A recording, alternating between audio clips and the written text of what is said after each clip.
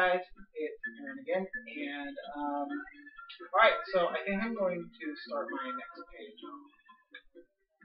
I'm going to start my next page, and I will do most of the voiceovering with my headphones on, because for some reason the sound on my camera is horrendous, so I don't know. Anyways, don't know what I'm doing. No clue. I did, however, get out a bunch of really big paper. Giant paper from the paper source. Alright, so I'm going to get started on this, and let's see what the heck happens. Hey everyone, it's Aaron. Alright, so I am going in with some Reeve's water-soluble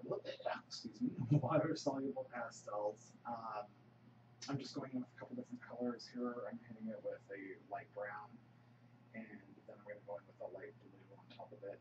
It's kind of like a sienna, like a light sienna type color, and it's really pretty. It's kind of vintage photo-y, but it's lighter than vintage photo.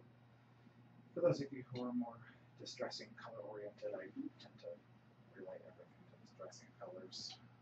It's just what I do. So, and if they're really bright, then I'll go with so these water-soluble pastels, I got them from Michael's on coupons. I think they were $10–15, and they don't get great reviews. And to be honest with you, I did not have any luck with them working on gesso. On the gesso, it tends to pretty much wash the color all right off. It's just very not awesome. However, straight onto mixed media paper, or any kind of heavy-duty paper like this that I'm working on, this mixed media paper, the colors are very vibrant and very pretty. They blend nicely. A lot of the reviews say that you can still see the lines where you color it. While you can see them a little bit, I don't mind that streaky look for a lot of the stuff I do. A lot of it's just background colors, just getting layers put on. And I think it all depends on the application. If you maybe take the paper off the side of the pastel and rub it with the side of the barrel straight onto the paper, you probably get a smoother look. But I think it came out really nice. I like how it looked. So just going around the edge with a darker sienna type color, like a burnt sienna, and that is also kind of vintage photo-y, but that's more like vintage photo, it's darker. And I'm just trying to frame that page in. A lot of these pages I start and I kind of have an idea on what I'm going to call the page or what the page is going to say. And then I just start working and something else just takes over. I end up doing something completely different. I had so many things planned for I, and of course the word inspiration was thrown around in my head like 7,000 times. And I thought, you know what, we have Donna Downey for inspiration, so let's come up with something else. So the phrase that I came up with literally came out of my head while I was writing it on this page. So here I'm using a damask stamp. Got it in Michael's, I don't know the brand, I'm sorry. And vintage photo distress ink. And I am inking up the pad, spraying the pad down with water to get a very muddy look when you stamp it.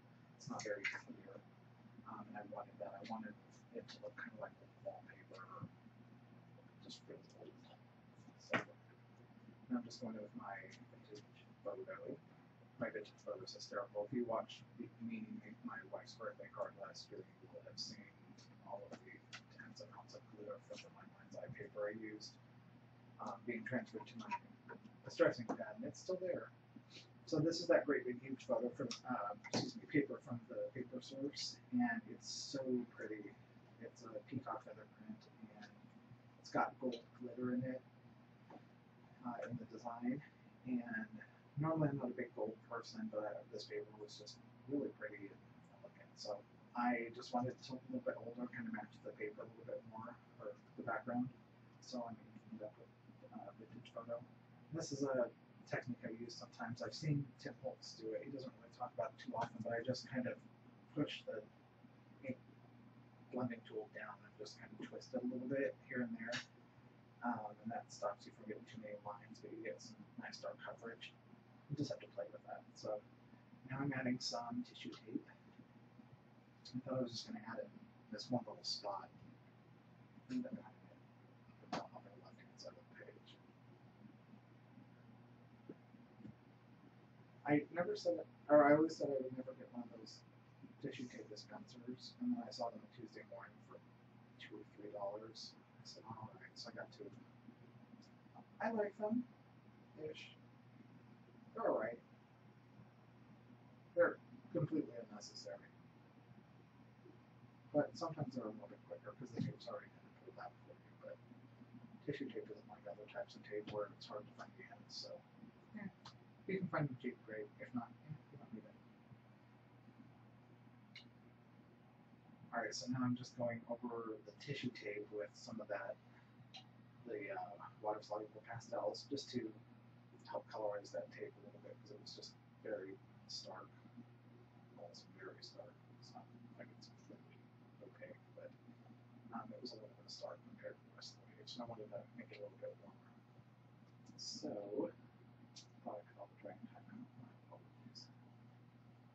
And then I'm just going up and down the side with that really dark brown again, and because I didn't want the water to move the stuff that I already had on top of the tissue tape, I'm just using my finger to blend it out. So the nice thing about a lot of those color stuff, water-soluble products like gelatos and these pastels, they blend out nicely with your finger. So just went around the whole page and really darkened up that edge. And framed it pretty nicely.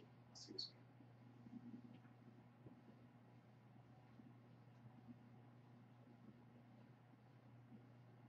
Alright, so this is a scrap of paper that earlier in the morning my wife was throwing away, and she used it in her scrapbook or something, and I said, no, you can't throw that away. I believe it's my mind's eye, but I loved it. The pattern on the back is really pretty too. It's got a green stripe on the back, but no, you can't throw that away. So it was out, so I grabbed it and used it.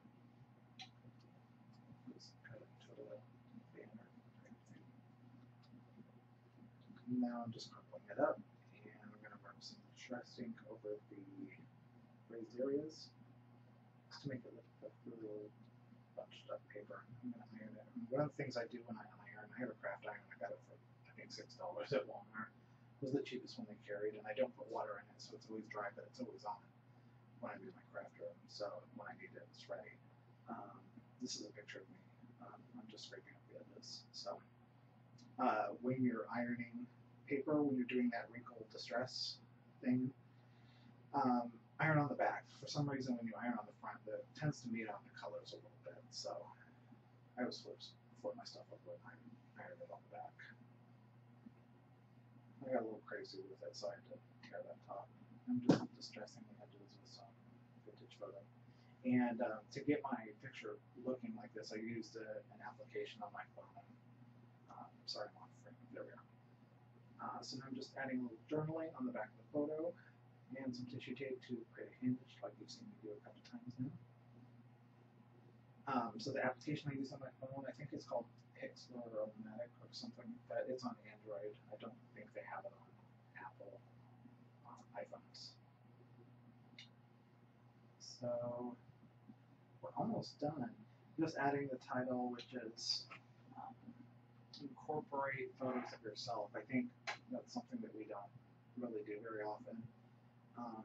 But your journal really is about you. So, why shouldn't you include stuff that you like, stuff that you do? Sometimes we tend to focus too much on the art and not enough on the journal, and that's what I kind of wrote on the back, is that we don't focus enough on the journaling part of journaling, art journaling. Sometimes we do, sometimes we don't. It's just a lot of inspirational phrases, and I too am guilty of that occasionally. So now I'm just adding some stickles up and down the left side, and I used champagne. I also like goldenrod, but I didn't like the color as much. And I'm just adding some rock candy on the white spots in my eyes. So hope you liked it. I will see you all very soon. I don't know when I'll have my next video up, but hopefully soon. Thank you all for watching, subscribing, and talk to you later.